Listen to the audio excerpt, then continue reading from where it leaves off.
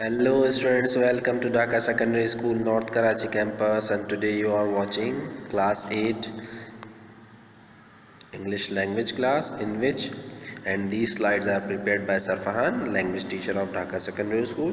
So students, our today's topic is third week of March, and in this our learning agenda we cover punctuation skills. Okay, what is punctuation and how do we cover punctuation, and how do we overcome the different sentences to which gives complete and understandable meaning. So punctuation makes the sentence clear, comprehensive for its readers to understand it. Okay students, so here comes punctuation. So punctuation refers to the tools used in writing to separate sentences, phrases and clauses so that their intended meaning is clear. So it means that we can easily get the idea after getting watched or seen the different punctuation symbols there to get the meaning of the written sentence. For example, let's eat grandma. So in this first example students, you see after let you see apostrophe and there comes s. So it is the contraction form of let us. So let us eat, here comes comma grandma. So grandma, after that here comes apostrophe, mark of exclamation. So it means this sentence means that let us eat grandma. It means that someone is calling grandma to eat together. Okay, the person who is calling his or her grandma and her grandma comes together and they eat something together. It means that. But if we see the second one, let's eat grandma, so it means that a person along with another person or a group, they want to eat grandma. Okay, now think about the disastrous thinking of that sentence which just make it. Okay, if we do not put comma there before grandma, so it shows what some people are going to eat grandma. Okay, so this is what the importance of punctuation we study in English. So here comes some commonly used punctuation marks in English. For example, full stop, capital letter, comma, apostrophe s, colons, semicolons, dashes, parentheses, hyphens, quotation marks. Okay, so one by one I reveal all this. So here comes full stop. So basically full stop, you first use of full stop is it is shows what declarative sentence by a full stop, and it always comes after and after a sentence we always put full stop there. Okay, so full stop shows what the end of any declarative, assertive or affirmative negative sentence. Okay, ending of a statement. So for example, Ali is a good boy. So this sentence shows about Ali. Ali is a boy, so Ali is a good boy. It's an assertive sentence, and after that its end we put full stop. You are not allowed to play here. Someone is ordering someone or instructing someone to not play there, so it is also a declarative sentence. So after that we put full stop there. Now comes the second use. Second use is that we put full stop between abbreviations. So abbreviation what? Short form of lengthy words. So during abbreviations, between abbreviations we use full stop. Okay, for example Mr. So after Mr. we put full stop there. Mrs. full stop. RSVP. Okay, usually you see this abbreviation is in invitation cards or wedding cards.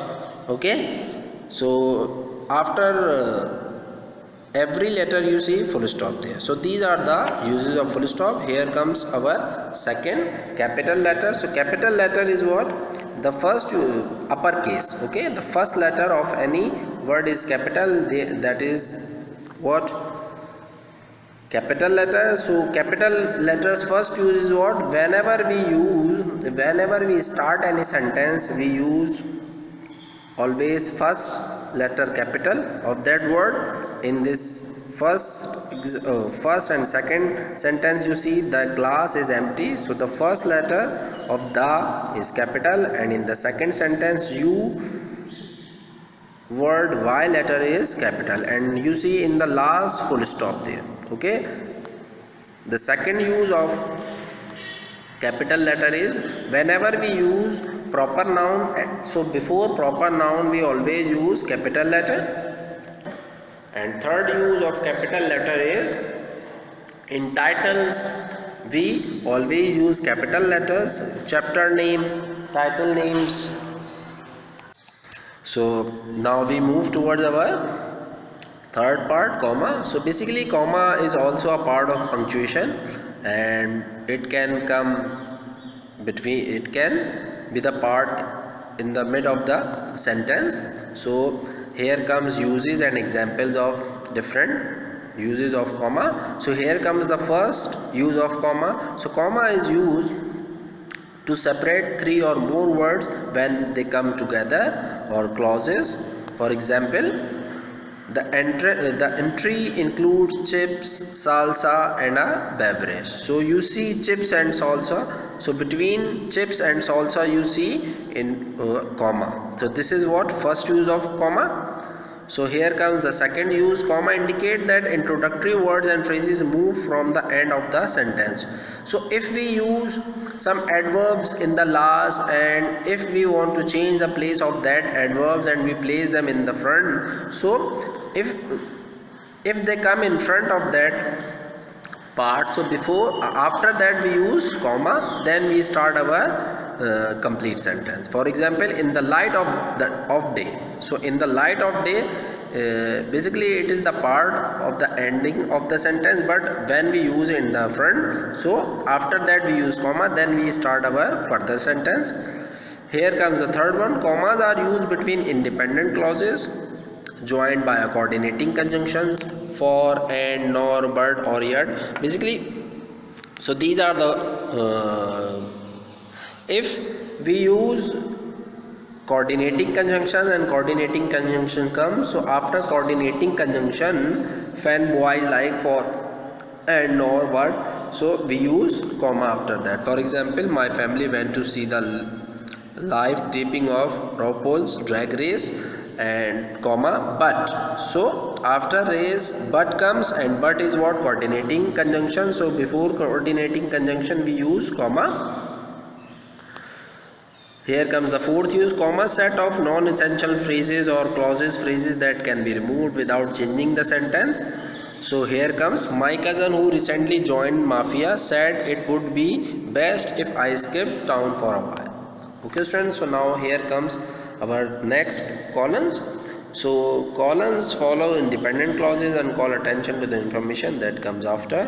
So here comes the use in example. So colons basically use after independent clause. Independent clause means that have their own meaning. They do not use any other clause to fulfill their meaning. Such clause which has its own meaning, that is called word independent clause. And after that, and before the word, phrases, sentence, quotation, list they are introducing. For example, lately I have only one thing on my mind, colon, graduation.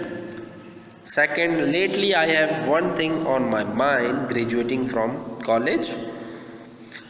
The third one, lately I have had only one thing on my mind, I can't wait to graduate. So in all these three examples, students, so in first you see graduation is a word, and first one is independent clause. So graduation is a word, so after that word we use colon, and graduating from college is a phrase, and after that phrase we use colon. Then I can't wait to graduate is a sentence, and the clause and before that we use colon.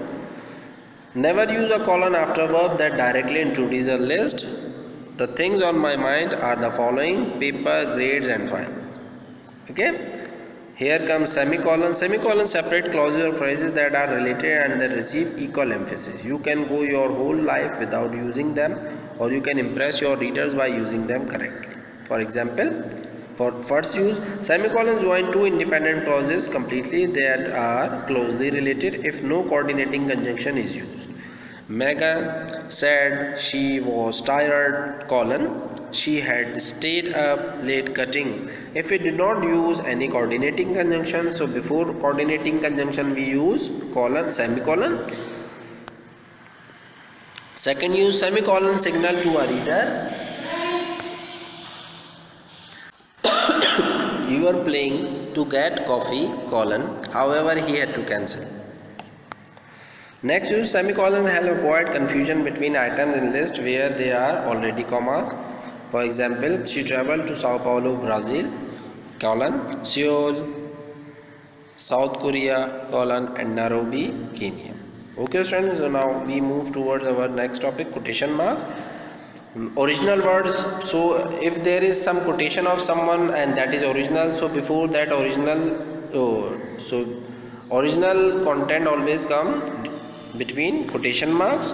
So first use of quotation marks is that exact words of a person. For example, Ali said, I am going to swing from the chandelier.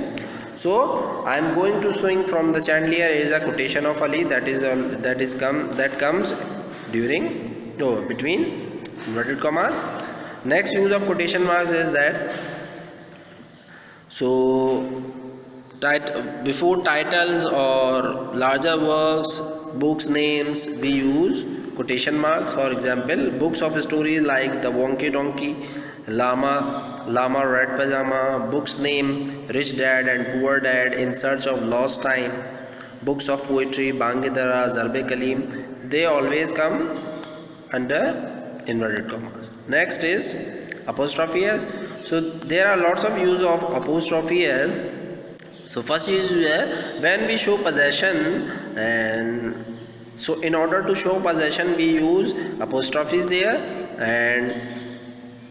but there must be singular noun. So if there is singular noun, so after singular noun we use apostrophe, and then we use s, so that it shows what possession, like Jenny's book, anyone's guess, somebody's laptop, the world's tempo. Second use is if there is a noun that is plural, so after that plural noun, if it contains s word, so we do not need to use apostrophe s, but we use only apostrophe s but after s word. Okay, for example, the musician instrument, so musician is the plural of that word. And do not use apostrophe with possessive personal pronouns, yours, his, hers. We do not use any s or es or apostrophe s along with possessive personal noun. Apostrophes are also used in contraction. Contraction means short form. For example, I am, can't, they are, I've, let's, like this. Next is what? Hyphen. So hyphen is used with compound numbers from 20 to 21 with fraction used as modifiers. For example, for 42 students, 3567 students. Use hyphen as a compound adjective only when comes before and it modifies. They are exceptions. Look up compound adjectives in the dictionary if you are unsure whether or not to hyphenate it. For example, a well-liked author.